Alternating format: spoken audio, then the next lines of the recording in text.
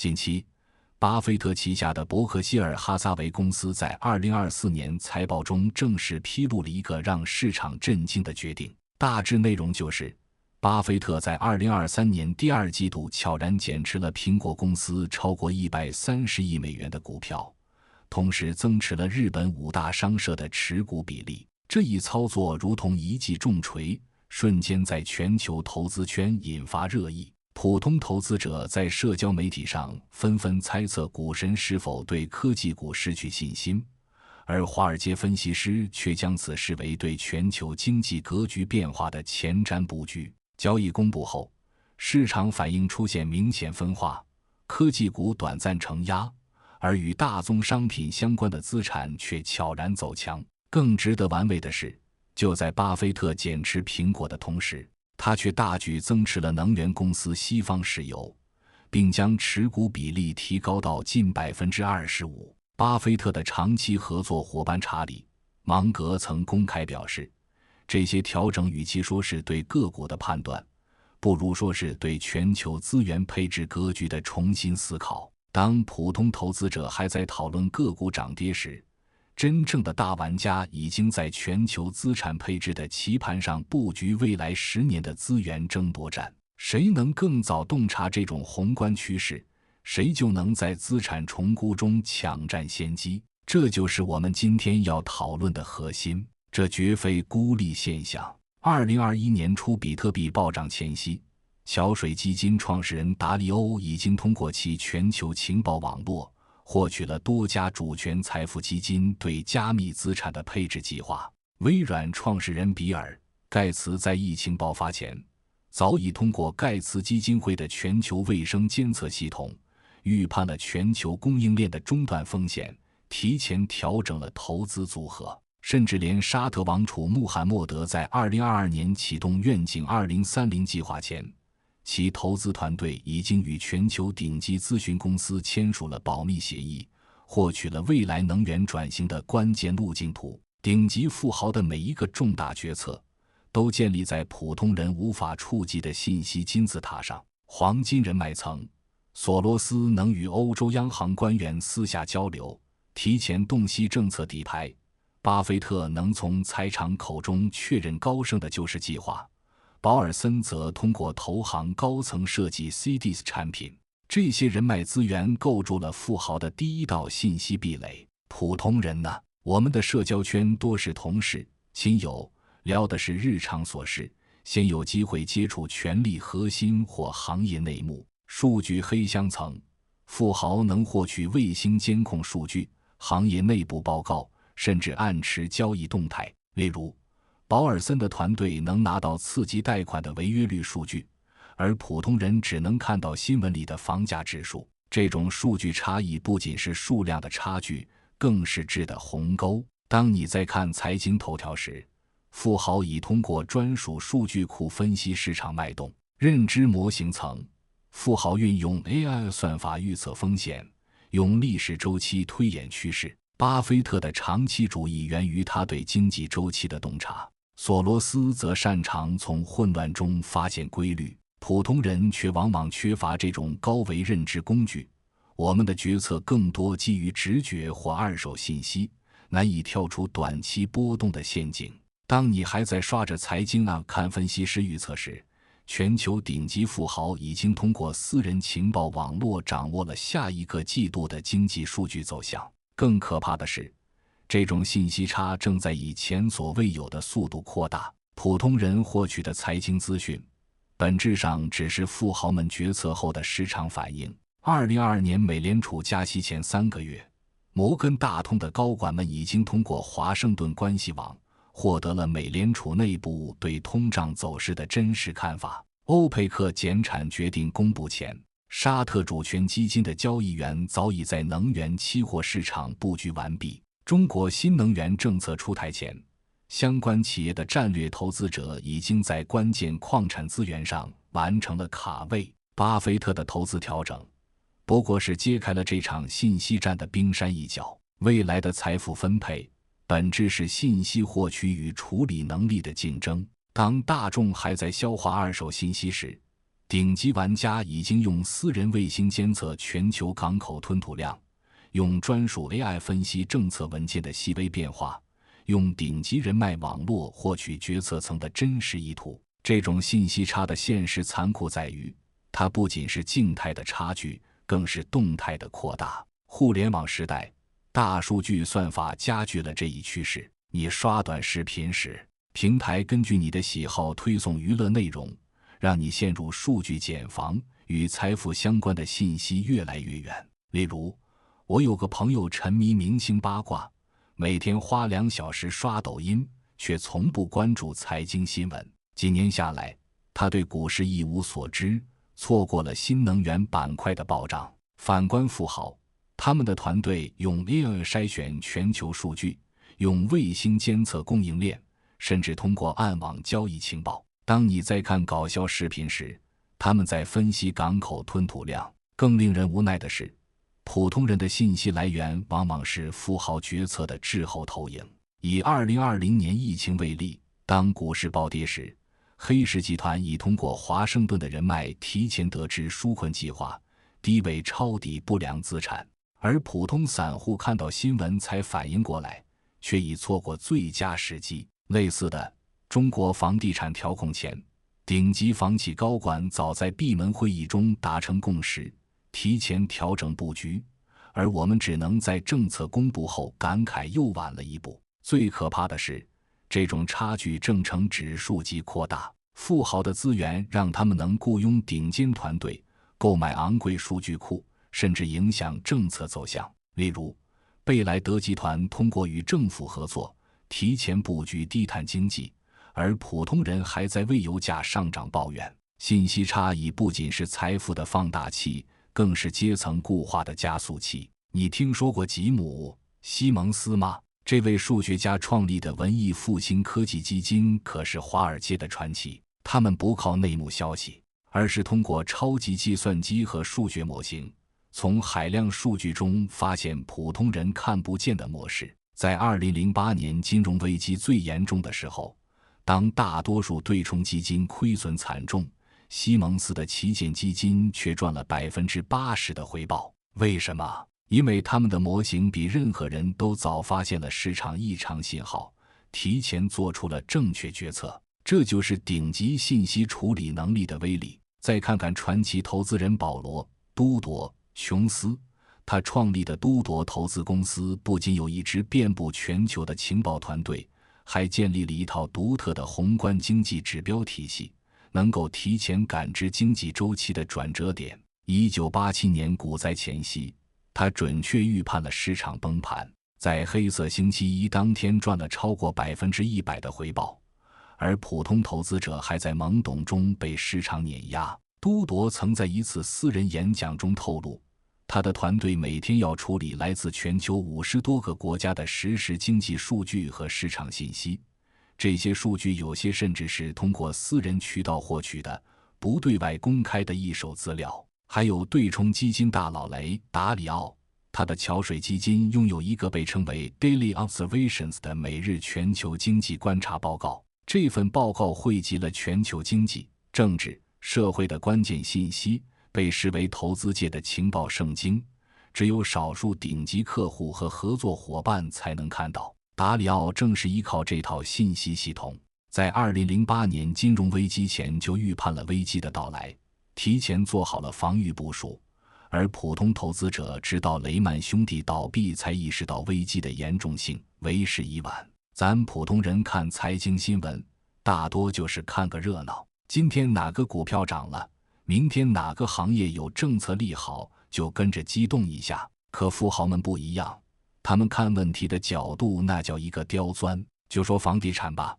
普通人可能就盯着房价涨跌，听专家分析政策对房价的影响，但贝莱德集团的房地产分析师会研究城市的夜间灯光数据和垃圾处理量。为什么？因为这些数据能真实反映一个区域的实际居住情况和经济活跃度。通过这些非常规数据，他们能提前判断哪些区域正在兴起，哪些区域正在衰退，从而做出精准的投资决策。又比如大宗商品交易，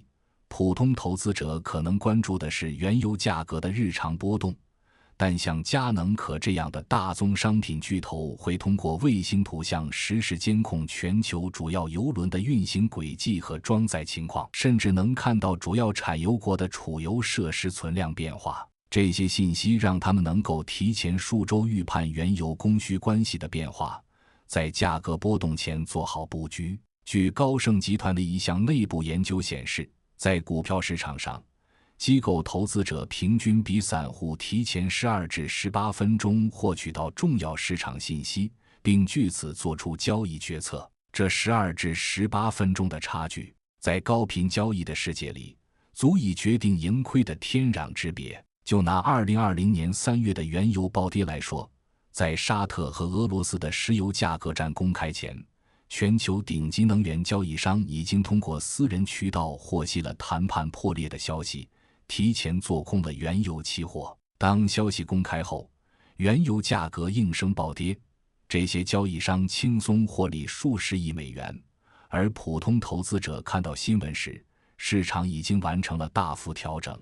只能眼睁睁看着自己的能源股腰斩。在房地产市场也是如此。2021年恒大集团债务危机爆发前，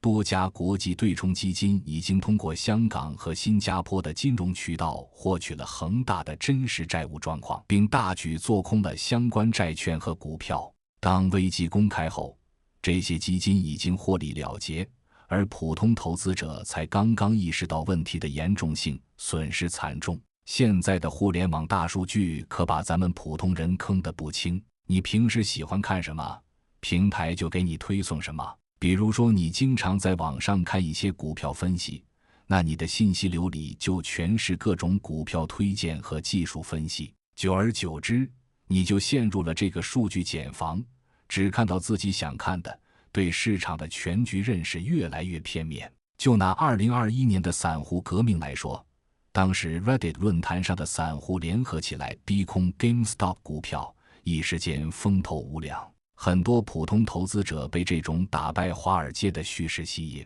纷纷跟风买入。但他们不知道的是，在这场所谓的散户革命背后，一些顶级对冲基金早已洞察了这一趋势，并悄悄转换立场，从做空变为做多。当散户们以为自己在对抗华尔街时，实际上已经成为了大资金的接盘侠。最终 GameStop 股价从483美元暴跌至40美元，无数散户血本无归，而那些掌握信息优势的机构早已安全撤离。咱们普通人的社交圈子大多就是同事、同学、亲戚，这些大家的收入水平、认知层次都差不多，能交流的信息也很有限。麦肯锡的一项研究发现，年收入在20万美元以下的群体，他们日常交流中获取的有效财富信息和年收入100万美元以上的群体重合度不到 15%。 比如说，你身边的朋友都是普通上班族，大家聚在一起聊的可能就是哪个基金最近表现不错，哪只股票有潜力。而那些超级富豪的圈子里，可能正在讨论下一个10年哪个新兴技术将重塑全球产业链，哪个区域将成为新的地缘政治热点。你长期待在自己的小圈子里，根本接触不到这些高维度的信息，财富嗅觉自然就越来越迟钝。认知延迟在投资领域那可是致命的。就拿特斯拉来说，有研究统计，从特斯拉公布季度交付数据到普通投资者真正理解这些数据对公司估值的影响，并据此调整投资组合，平均需要2至3周的时间。在这期间，特斯拉股价可能已经完成了一轮大幅调整。比如说，2020年第3季度特斯拉交付数据超预期，但因为数据解读需要专业知识，普通投资者没能立即理解其积极意义。等他们反应过来想要买入时，股价已经上涨了 30% 以上。这就是认知延迟带来的财富损失。在新兴技术领域也是如此。2017年初区块链技术刚兴起时，普通人还在好奇比特币是什么，而硅谷的风投机构已经完成了对核心区块链项目的早期投资。等到2017年底加密货币大热，普通投资者蜂拥而入时，早期投资者已经获利数十倍甚至上百倍。这种认知差距直接转化为了巨大的财富差距。咱们普通人在面对财富决策的时候，太容易被情绪左右了。2020年3月全球股市暴跌时，恐慌情绪席卷全球，普通投资者纷纷割肉离场，而全球最大的主权财富基金挪威政府养老基金却在此时大举买入全球优质资产。基金经理尼古拉斯·泰勒曾在一次内部会议上表示，市场恐慌正是我们布局的最佳时机，因为我们有更全面的数据支持我们的决策。果然，随后的1年里，全球股市强劲反弹，挪威养老基金因此获利超过1800亿美元，而那些在恐慌中卖出的普通投资者却错过了这轮历史性的反弹。还有一些人看到别人在某个投资项目里赚了钱，自己也不管3七21，跟风冲进去，根本不考虑其中的风险。比如说2021年的 NFT 热潮，很多人被一夜暴富的故事冲昏头脑，重金购买数字艺术品，结果到了2022年 NFT 市场崩溃，大部分作品贬值超过 90%， 这都是情绪化决策的典型表现，让我们的财富嗅觉完全失灵，做出错误的财富决策。而那些顶级富豪呢？他们的决策往往建立在冷静分析和前瞻性判断的基础上。2021年 NFT 市场火爆时，传奇投资人彼得·蒂尔就曾在私人晚宴上表示， NFT 热潮背后是流动性泛滥的结果，而非真正的价值创造。他的基金在 NFT 最火的时候反而减持了相关资产，转而布局了实体经济中的稀缺资源，比如稀土矿产和先进制造业。结果证明他的判断是正确的。再看看巴菲特，2022年初加密货币市场崩溃前，他就在伯克希尔哈撒韦股东大会上明确表示，加密货币本质上不是生产性资产，不会创造实际价值。当时很多人嘲笑他不懂新技术，结果不到半年 FTX 崩盘，比特币暴跌，那些嘲笑巴菲特的人损失惨重。这种判断力的差距不仅仅来自经验，更来自于信息获取和处理能力的巨大鸿沟。2022年 FTX 崩盘前2个月，高盛集团的风控团队就已经通过内部渠道发现了 FTX 资产负债表的异常，悄悄减少了与其的业务往来。而普通投资者直到最后一刻，还在被币圈未来的故事所迷惑，继续投入资金。在全球供应链领域也是如此。2021年全球芯片短缺危机爆发前，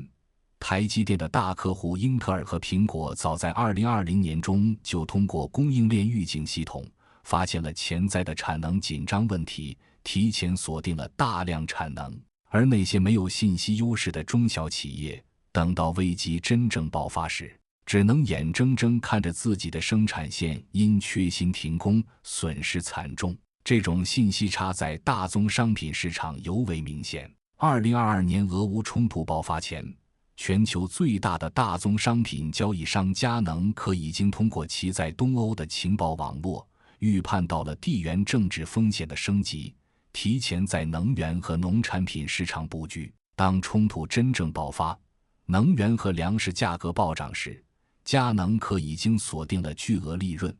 而普通投资者只能被动接受价格上涨带来的通胀压力。更令人震惊的是，在2023年初以色列哈马斯冲突爆发前，全球最大的主权财富基金之一挪威政府养老基金就已经减持了中东地区的敏感资产，转而增持了防御性行业的股票。当冲突爆发导致市场动荡时，他们的投资组合表现出色。这种操作背后是他们通过专业的地缘政治分析团队提前获取的风险评估报告。这些报告综合了卫星图像分析、社交媒体情绪监测以及地区专家的深度访谈，形成了普通投资者无法企及的信息优势。现在科技这么发达，咱们普通人也能想办法获取一些高端的信息。比如说，你可以通过一些专业的卫星图像分析平台，如 Planet Labs 或 Orbital Insight，查看全球各地的商业布局和活动。这些平台提供的数据可以帮你监测港口吞吐量、油田活动，甚至农作物生长状况。这些都是传统财经媒体很少关注的领域。要是你想投资房地产，可以利用谷歌地球的历史影像功能，观察某个城市特定区域几年来的变化，看看基础设施建设速度、商业中心扩张情况，从而判断这个区域未来的发展潜力。这些工具虽然不如富豪们的专属卫星，但也能提供不少有价值的信息。还有全球海运实时追踪平台，如 Marine Traffic 或 Vessel Finder。通过这些平台，你能知道各种货物的运输情况，了解不同行业的供需关系。比如你关注农产品行业，看到大量粮食运往某个地区，就可以推测这个地区对粮食的需求大，相关农产品价格可能会上涨，也许就能找到一些投资机会。社交媒体也是获取信息的重要渠道，但要学会筛选。Twitter 上有很多行业专家和内部人士，他们经常分享一些独到见解。比如特斯拉的供应链专家可能会分享电池技术的最新进展，这些信息对投资电动车产业链很有价值。关键是要找到真正的专业人士，而不是那些只会喊口号的网红。虽然咱们接触不到那些超级富豪，但可以想办法拓展自己的人脉圈子。比如说，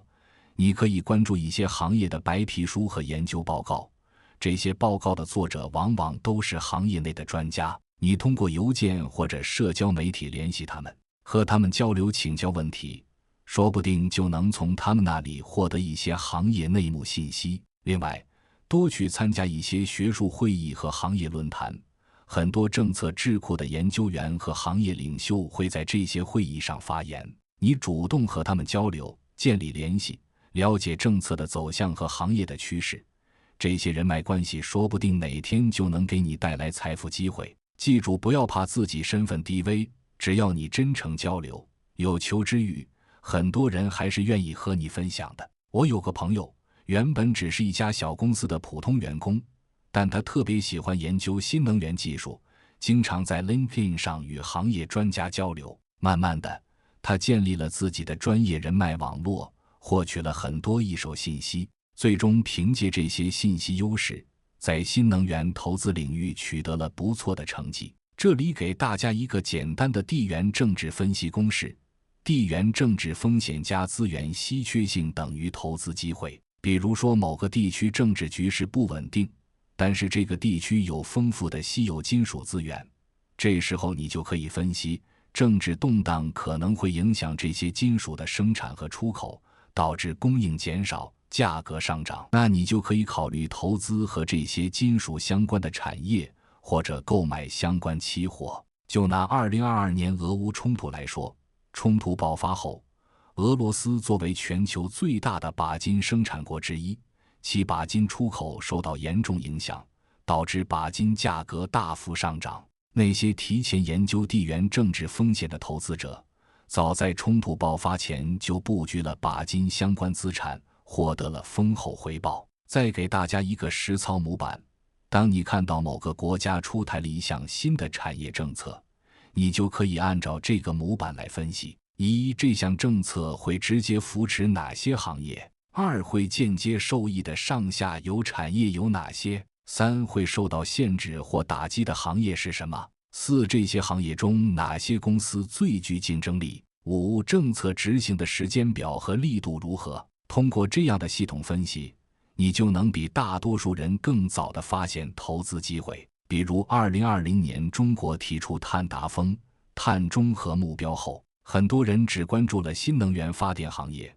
但真正有信息优势的投资者通过深入分析发现，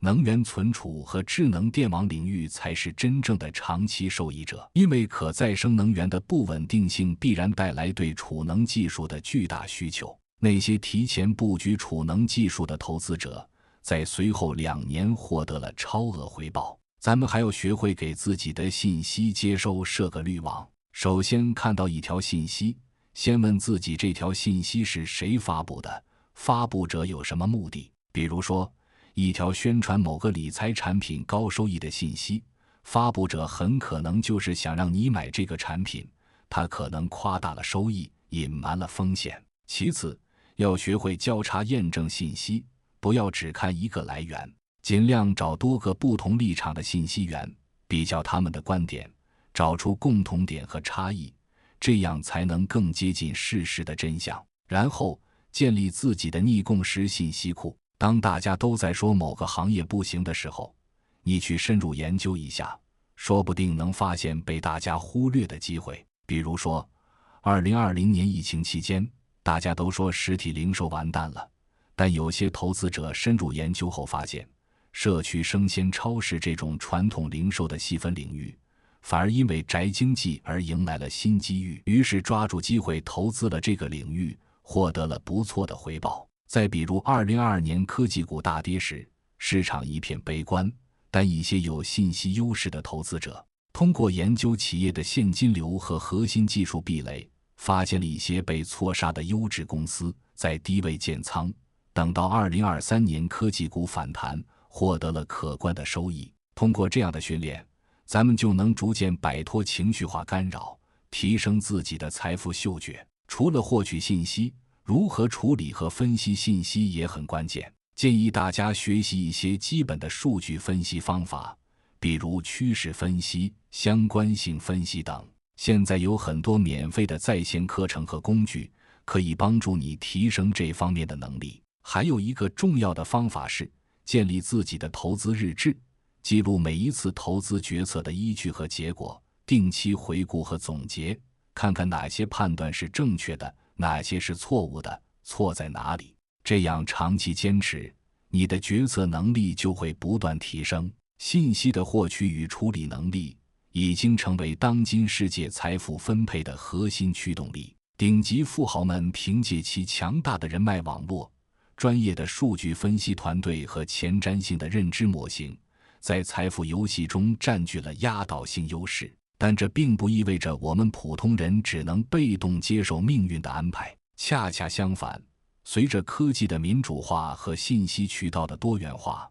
我们也有机会打破这种信息垄断。通过有意识地拓展人脉圈层，学习专业的数据分析方法，培养逆向思维能力，我们同样可以在这个时代抓住属于自己的财富机会。分享几个实用的信息获取渠道：一、彭博社和金融时报的免费文章，虽然全部内容需要付费订阅，但他们的免费文章也很有价值。二、各大投行的研究报告摘要，虽然完整报告需要付费，但摘要中也能获取核心观点。三、行业协会的公开数据，这些数据往往比商业数据库更新更准确。四、上市公司的财报、电话会议记录，这些记录通常是免费的，包含了很多行业内部的见解。五、政府部门的公开数据，如统计局、央行等发布的经济数据，这些是完全免费且权威的信息源。